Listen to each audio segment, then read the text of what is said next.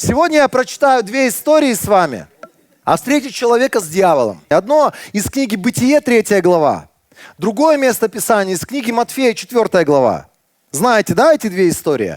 Одна история полного провала, беды, краха, фиаско. Какие еще слова есть? Когда просто полный капут, разрушение.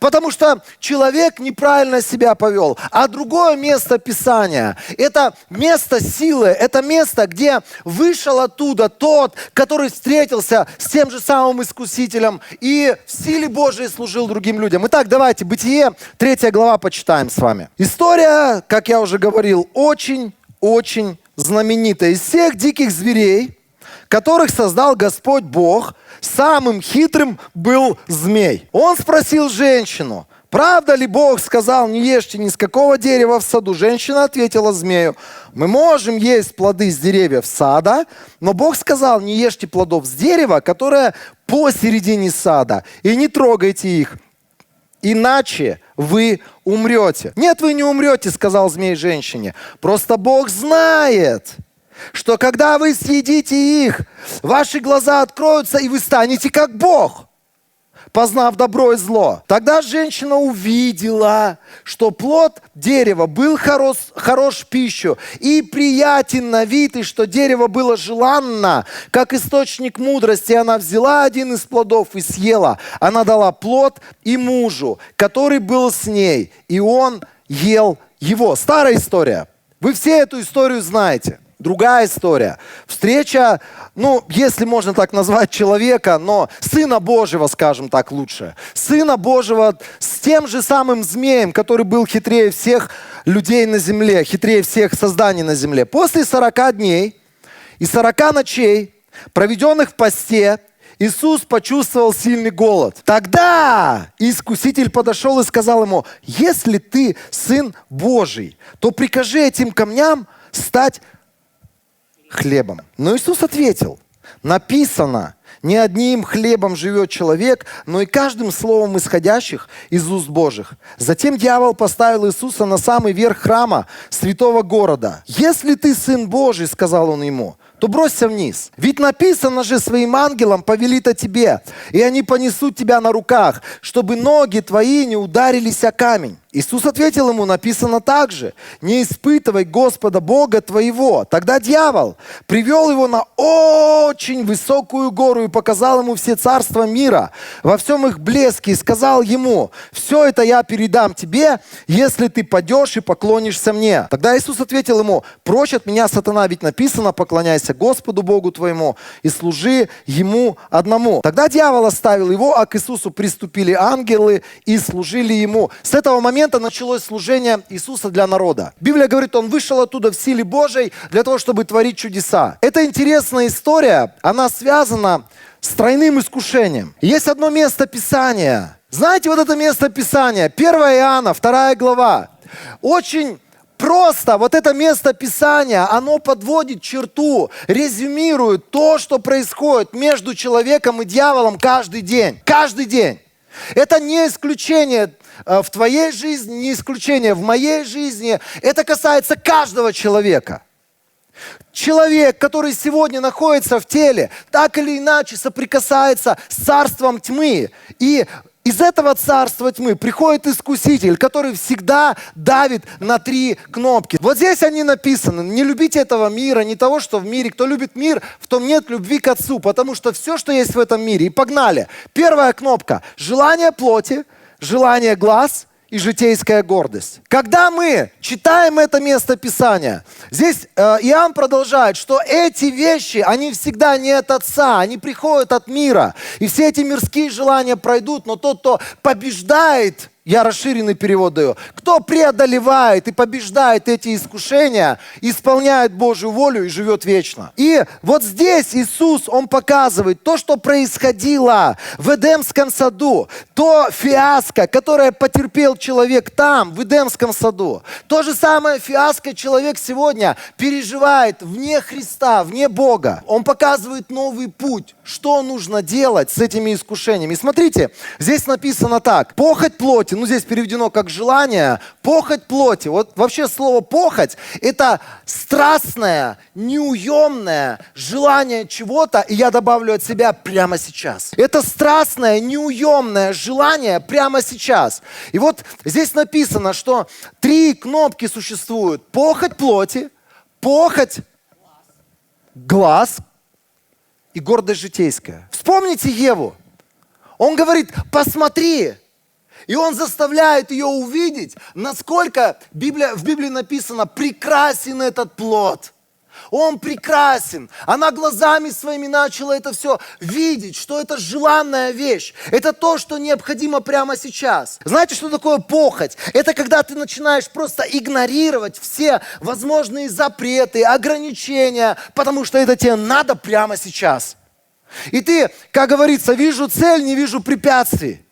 Вот здесь работает в похоти глаз. Вот здесь работает именно этот лозунг, этот девиз. Хочу прямо сейчас, потому что оно очень желанно для моих глаз. Дальше написано, что она поняла, что это желанное для плоти. Она поняла, что это, скорее всего, вкусное что-то. Это то, от чего плоть ее кайфанет. Потому что она попробует какой-то невероятный вкус чего-то такого нового. И плоть ее очень сильно этого хотела. И третье, гордость житейская. Помните, как дьявол искушал? Он говорит, вы просто богами станете. Бог-то знает, Он скрыл от вас этот плод, и Он специально запретил вам это есть, потому что Он боялся, что вы подниметесь на Его уровень, вы станете настолько крутые. Это не иначе, как знаете, вот на нашу гордость надавили. Просто ты сейчас сделаешь эту вещь, и ты будешь такой крутой. Ты в этой стране, в этом городе, в этом месте будешь самый крутой. А помните, к Иисусу Он приходит, Он же на те же самые кнопки Ему давит. На те же самые кнопки давит. Ты же Сын Божий, Он говорит. Тогда встань на крыло храма, там очень большая высота была. Он говорит, бросься вниз, докажи всем, насколько ты крутой. И тебе не надо будет никому проповедовать. Все ученики узнают, весь Израиль узнает. Это все будет распространяться очень быстро, что ты творишь невероятные чудеса. Ой, сколько этих кнопок в нашей жизни, связанных с гордостью, друзья, на которые давит сегодня дьявол, причем интересно здесь подчеркнуто, гордость житейская. Это не духовные вещи, это какие-то житейские вещи, это то физическое, что нас окружает. Мы сейчас к этому тоже вернемся. Когда Он говорит Иисусу, представьте себе, что такое похоть плоти, как это работает. Ты голодный, ты 40 дней не ел. И перед тобой вдруг Он открывает такие перспективы. Ты приказываешь камням, а они становятся свежеиспеченными французскими булками. Вау! Стас, когда он в посте, например, кормит нас этой вечерей, я беру этот маленький кусочек, и я думаю, Господи, где Он берет такой вкусный хлеб? Сожрал бы все. Сожрал бы все. Знаете, что такое похоть плоти? Это когда тебе нужно прямо сейчас, для удовлетворения твоей плоти. Потому что без этого ты иначе сдохнешь, и тебе надо прямо сейчас и побольше. И Он давит ему на эту кнопку, зная, что 40 дней он вообще ничего не ел. Он говорит, смотри, возможности, смотри, ты будешь сейчас наслаждаться этой французской булкой. Он говорит, посмотри. Посмотри, Он заставляет его посмотреть на все царства мира. Он говорит, вот простой путь, какой крест, какие страдания, вот простой путь, просто поклонись. И вот это все, что ты видишь, все, что видят твои глаза, все получишь в свою жизнь. А знаете, с чем я столкнулся и сталкиваюсь в последнее время? С тем, что сегодня похоть плоти, похоть очей, гордость житейская, они имеют такую коллаборацию и такое, знаете, такой микс, что заставляет делать людей совершенно необдуманные вещи. Именно эти 3 штуки. Гордость житейская, похоть очей и похоть плоти. Я объясню. Например, в последнее время я сталкиваюсь с ситуациями, когда ты общаешься с человеком, и ты начинаешь вдруг выяснять, что у него долгов, например, 300, 400, 500, 700, миллион. Молодые люди. И ты спрашиваешь у него, слушай, а что ты купил на этот миллион? Ничего. Ничего не прибавилось в жизни. И ты начинаешь выяснять какие-то вещи, а почему, каким образом ты этот долг создал вообще в своей жизни. И он говорит, да, как-то все само собой получилось, кредитная карта. Кто из вас пользуется кредитными картами? Как мы сегодня должны быть Богу благодарны, что у нас с немножечким опозданием, с маленьким опозданием все развивается в нашей жизни. Мы можем взять уроки от тех, которые уже попали в беды, которые к нам еще только придут. И эти беды, они придут. Я, например, сегодня сталкиваюсь с одной бедой. Кредитные карты, они украли из церкви веру. Они украли из церкви веру. Я вспоминаю церковь, которая, например, в чем-то нуждалась. Когда, например, тебе нужен был телефон. Что ты делал? Ты писал себе цель на листочке. Ты вставал на колени перед Богом великим. И ты говорил, Бог, я прошу тебя, сделай чудо, мне необходим телефон. И ты молился за эти маленькие, какие-то незначительные цели. И ты взывал к небесам. И на этих мелочах ты видел бесконечные чудеса Божии. Ты видел, как работает вера. Ты получал таким образом свою обувь, свои джинсы, свою футболку, свою жену, своих детей, свои телефоны. Я помню этот первый телефон, когда я увидел, как это круто. Когда ты находишься, например, в движении в машине, так как вся моя жизнь, она на тот момент была в машине, я подумал, это для меня возможность. Я просто молился. Я взывал к небесам. 3310, я помню, эту Nokia получил. Это был такой ответ с небес моей жизни. А знаете, как сегодня все работает?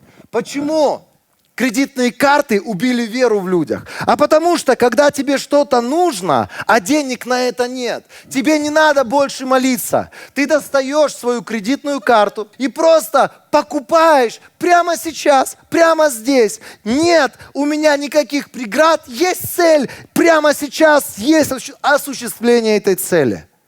И сколько бы ты ни говорил о том, что должник делается рабом взаимодавца, сколько бы ты людям не объяснял, что кредитные карты – это самый плохой кредит в твоей жизни. Самый плохой. Ну, хуже, я не знаю, это когда мгновенные деньги люди некоторые в киосках берут. Там каждый день тебе 0,5% начисляют.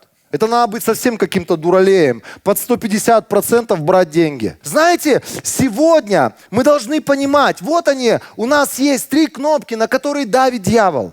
И как это все работает? Я вам просто объясню. Дьявол, он в замесе с маркетологами, в замесе с банкирами, в замесе с огромным количеством людей ездит тебе и мне по ушам. К примеру, 16-й iPhone появился. И первое, что тебе показывают, какая-то невероятная вещь.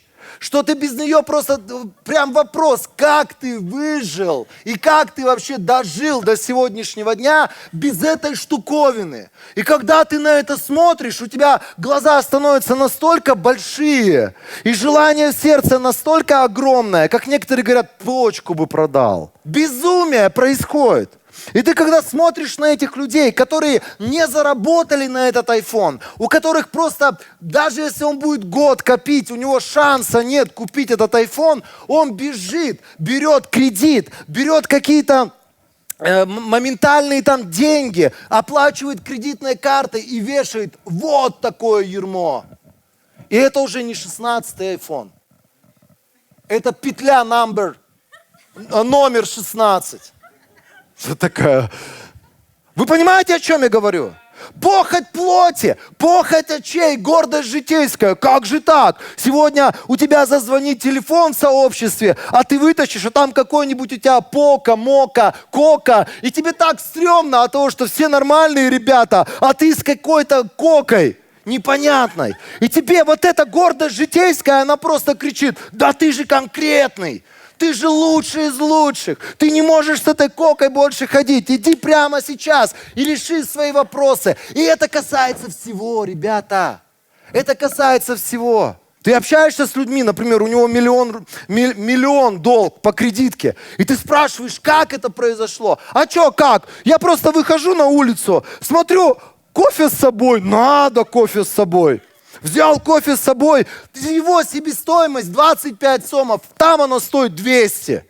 Модные всякие напитки есть. И такой, и сякой, и третий, и десятый. И ты сам не отдаешь себе отчет, что на самом деле тебе эта штука не нужна была. Ты же вот буквально год назад жил без этой штуки, кайфовал, был самый счастливый я. Иисус, люблю тебя. Дома растворимочку грохнул, и все. И просто на взводе, а тут все. Ты не можешь больше мимо пройти. Знаете, я столкнулся с тем, что, например, ты идешь, а у тебя денег в карманах нет.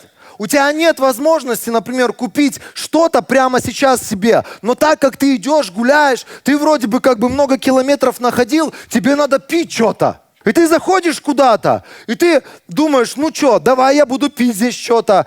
Так, литровое, да, например. Ну, как бы в пластике вот это вот дешманское, там, родной источник, источник Родины, источник родимых просторов. Такое себе, там, за 30, не моя схема. Там пластика много, кошмарная штука. Так, вот это вот, ну, это покруче. Это другая пробка совсем. Здесь стеклянная бутылка. По-иностранному написано. Ты даже прочитать не можешь. Пьере, пипьере.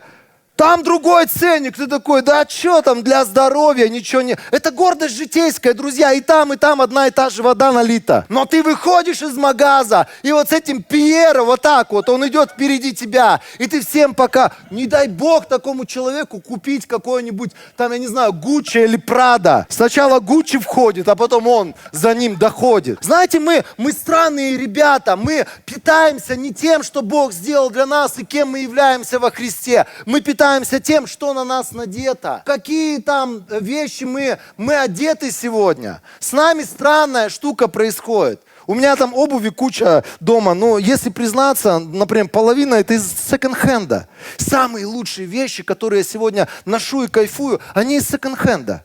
Камера снимает. Как же так? Как же так? Что происходит? Знаете, как стрёмно сегодня, например, кому-то... Я сам был молодой человек, мне там, помню, родители что-нибудь купят, и я такой думаю, эту туфту я не надену, стрёмно мне. Я прошел такие в своей жизни страдания, связанные с этой гордостью житейской. Я когда в город выходил, у меня там шелковая рубашка, там правильные штаны, правильные кроссовки. Я шел, как знаете, вот просто второй после Бога, вот это состояние. Ты одет так, что ты сам кайфуешь от себя.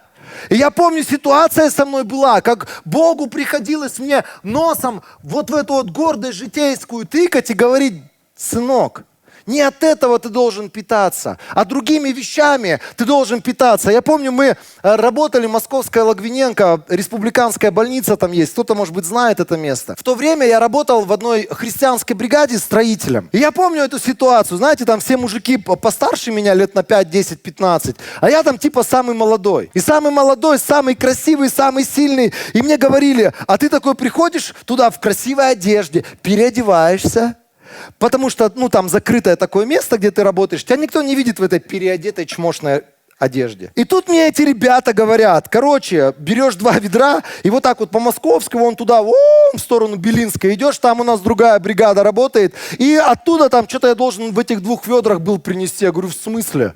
Вы должны представить просто. Я же второй после Бога на этой земле. Гуччи просто ревет. Они просто до сих пор, они не дали мне свою одежду, они идиоты. Они не понимают, кого они потеряли в моем лице. Знаете, я говорю, я не пойду. Они такие, в смысле ты не пойдешь? Я говорю, я не могу в этой одежде идти по Московской. Я же правильный человек. Я не какой-то работяга, как вот, ты прям так и хотел сказать, как вы, да. Я же просто самый крутой здесь. Пушка. Ой, сколько у нас этих кнопок, связанных с гордостью житейской. Сколько нам люди начинают спрашивать, ой, это что, твой телефон звонит? Ой, я не знаю, чей это телефон. Сам смотрит, там мама, чья-то мама звонит. Сам думаешь, Господи, пожалуйста. Пусть они отвернутся, я телефон в задний карман засуну. Стыдно за какие-то вещи, потому что гордость, она вот эта вот житейская гордость, знаете, вот я помню, я ездил на гелике, у тебя меняется все. Ты просто вот эта вот рука и голова, она ниже не опускается, вот это состояние. Ты едешь и прямо вот смотришь, он на тебя обращает внимание или не обращает внимания. Такое, знаете, боковое зрение, периферийное зрение всегда работает.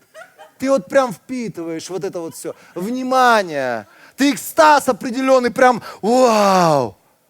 Сын Божий. Да какая разница, сын, не сын? На гелике. И потом буквально за какое-то время, я помню, там приехал, мне в Екатеринбурге дали машину одну. Мне было стыдно вообще на ней появляться где-то.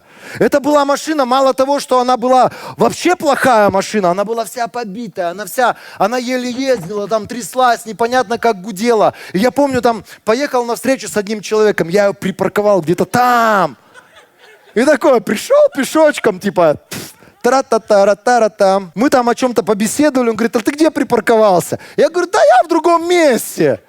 Думаю, не дай Бог, чтобы он не пошел на этот паркинг. Потому что ты зависишь от мнения этих людей настолько, и даже не ты, от этого зависишь, твоя гордость житейская пострадает. И я помню с этими 2 ведрами, я отвечаю, я хотел переодеться в свою шелковую рубашку, но они мне сказали, ты что, дурак что ли? И это было самое великое испытание в моей жизни. Я шел, и у меня было такое чувство, будто меня испинали по дороге. Я просто ни на кого не смотрел. Я прям чувствовал, что все люди, которые едут, идут, они вот так говорят, смотри, этот второй после Бога идет в грязной одежде здесь, по нашим центральным улицам. Я помню, когда я приехал первый раз на свой район, там, я думаю, сейчас приеду к кентам, покажу, какой я крутой, там, какую-то цепь надел, какие-то вот эти вот вещи, там, в машине еду, думаю, Господи, ну где же они все, почему они меня не видят, где вот эти вот все рожи, которые должны меня увидеть, какой я крутой стал за это время,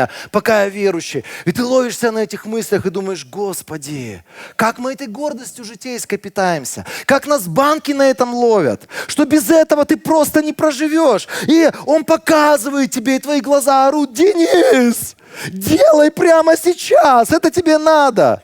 Твоя плоть, она прям трепещет. Она говорит, надо прямо сейчас что-нибудь сожрать по дороге. Если не съем, я сдохну. Здравый смысл говорит, не надо тебе это есть. Это вне твоего, да, возможностей. Ты столько не зарабатываешь. Некоторые люди говорят, знаете, вот я сегодня ребятам некоторым говорю, слушайте, перестаньте вы бездумно тратить деньги. У некоторых, например, зарабатывают люди какие-то сумасшедшие деньги. Я когда слышу, я думаю, это должен быть человек, который сегодня как минимум вляпался в историю, чтобы получить свою квартиру с таким-то доходом. А нет. До конца месяца доживает ровно в 0. И ты думаешь, что происходит? А потому что, как только ты вышел на улицу, тебе надо что-то схавать, тебе надо что-то выпить, тебе надо обязательно пойти в какое-нибудь место. И потом мне люди говорят, Денис, а ты был в том ресторане? А ты был в этом ресторане? А ты был вот в этом месте? Не был! Не был! И не пойду. И не пойду, потому что, знаете, вот давайте будем честны, это непосредством. Это непосредством.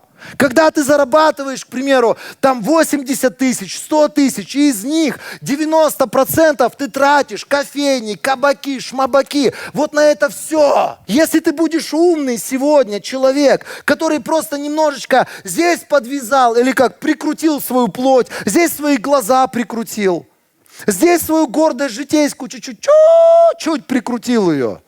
И все, оказывается, 14 тоже нормально все еще. И к тебе приходят люди, говорят, а что ты до сих пор не 16, да, до сих пор.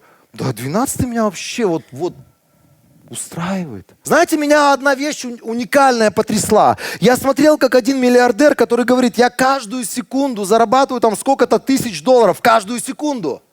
И он говорит, у меня там какой-то последний iPhone, который там, есть на рынке. И он говорит, я это себе могу позволить. Я не понимаю людей, говорит, которые 2 или 3 месяца зарабатывают столько, сколько один iPhone стоит, но они идут и покупают его все равно. Он говорит, это люди, живущие непосредством. Непосредством. Давайте, друзья, сегодня вернемся к вере. Если у тебя чего-то нет, обрежь, кстати, свою вот эту вот кредитку, потому что это рабство всегда. Всегда. Так вот, смотрите, как работает вот это искушение дьявола. Если там это все было, там на горе, на храме, в пустыне, здесь у нас все в городе происходит. Ты просто вышел, обязательно надо что-то съесть, обязательно надо что-то выпить, обязательно надо какой-то аксессуар новый купить, обязательно тебе что-то надо. Похоть очей, похоть плоти. Прямо сейчас я сдохну, если я это не сделаю. А не дай бог еще кто-то увидит и скажет: о, что за бренд у тебя? H&M? И тебя спрашивают, и тебе так неловко от этого, что у тебя H&M. Мне вообще эгаль, что ты думаешь, мне эгаль, как ты ко мне относишься. Я знаю, я принят, любим и достоин пред моим Богом через Его кровь. Сегодня я драгоценное дитя Божие, я этим питаюсь. Неважно, во что я одет сегодня. В белую рубашку из узбекского хлопка за 200 сомов. Или в какую-то там, я не знаю, красную футболку за 20 тысяч. Нет вообще разницы, потому что моя сущность, самое главное, она внутри, она не снаружи. Я не питаюсь этими вещами, которые снаружи. Пришел я пешком, приехал я на самокате, или прикатил я сегодня на этом гелике. Это не меняет мою сущность вообще ни грамма. Если эти вещи, они тебя вдохновляют, и ты от этого по-другому себя начинаешь чувствовать, с тобой что-то не то. Есть какие-то вещи, от которых тебя просто сам Бог предлагает освободиться. Так вот, по поводу кредиток. Сегодня, друзья, я хочу, чтобы мы вернулись к вере, как церковь. Чтобы мы оставили все эти моментальные кредиты, моментальные деньги. Забудьте об этом. Просто у тебя есть какая-то нужда. Встань на колени, взывай к небесам. Пусть Бог делает невероятные вещи. Нам нужно отходить от этой прагматичности, когда мы, знаете, берем кредит и мы рассчитываем, ну, такие вот платежи я могу платить. Я знаю, что у Бога есть куча возможностей, но как только я согласился вот с этими платежами, я как будто бы ограничил эти возможности в своей жизни. Некоторые люди, когда им говоришь, сократи расходы свои на рестораны, сократи расходы свои на кофейни, ой, это скудость. Это скудость.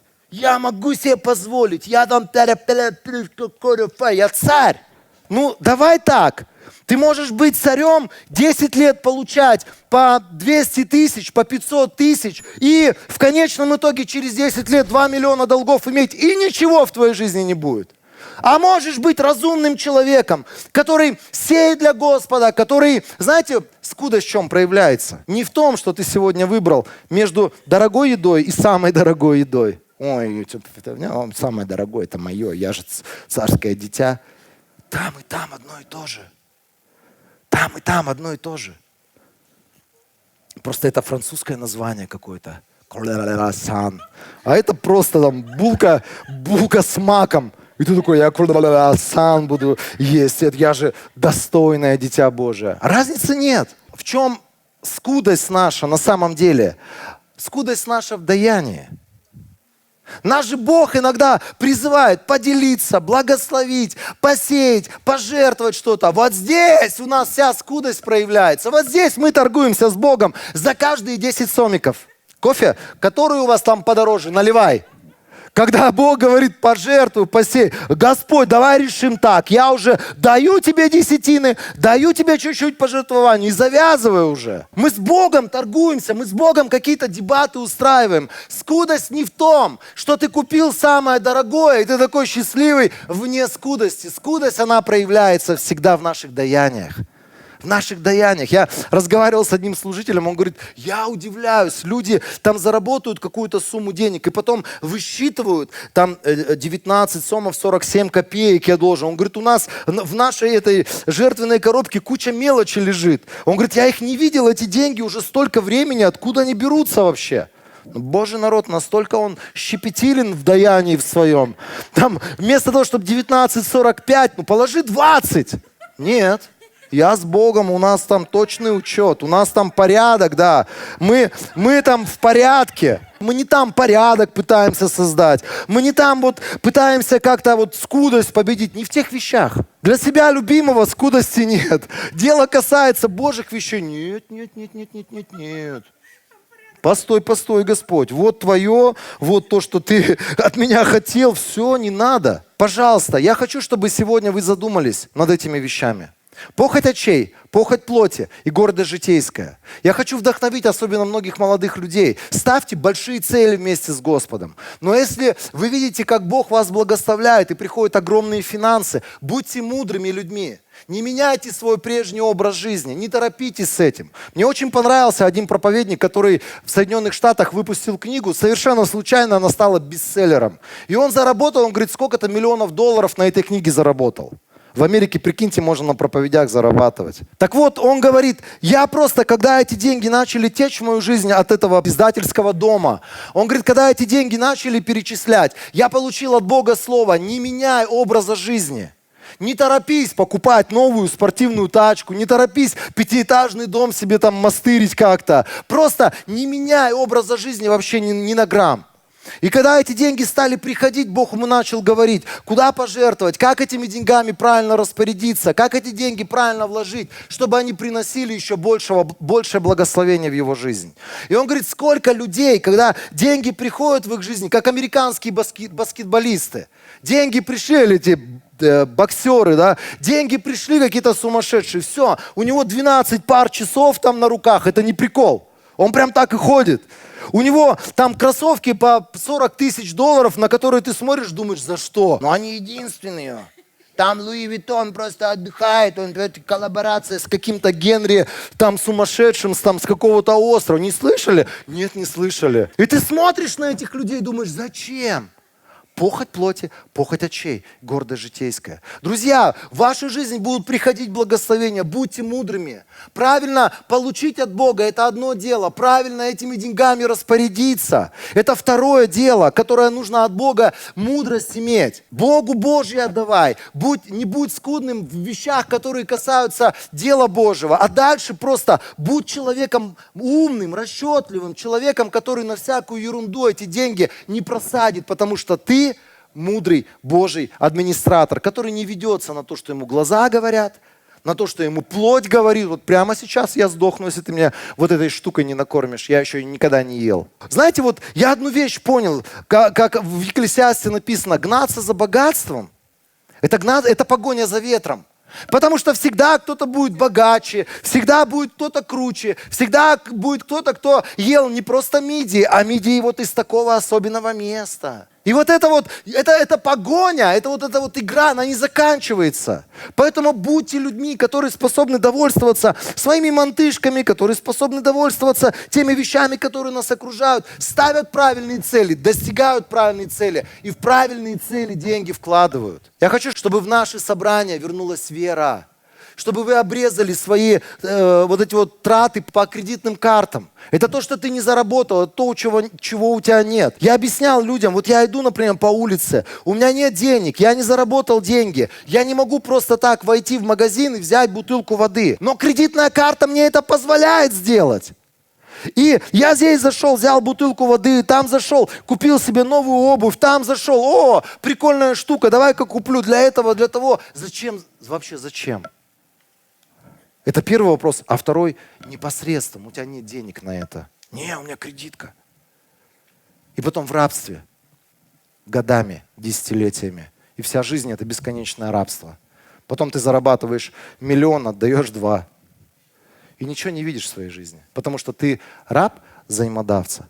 Банкам никаких претензий. Банки могут быть благословением. Они могут помочь тебе купить жилье. Могут помочь тебе какие-то вещи продвинуть. Но нужно делать это правильно. Чтобы банк был благословением, а не проклятием для тебя. Чтобы это был инструмент с неба, а не из ада для тебя. Поэтому взвешивайте все эти вещи. Считайте. Друзья, сегодня у нас очень практичное слово. Очень практичное слово. Но все упирается в похоть глаз, в похоть плоти и в нашу гордость житейскую. Всегда на эти 3 кнопки давит дьявол. Всегда.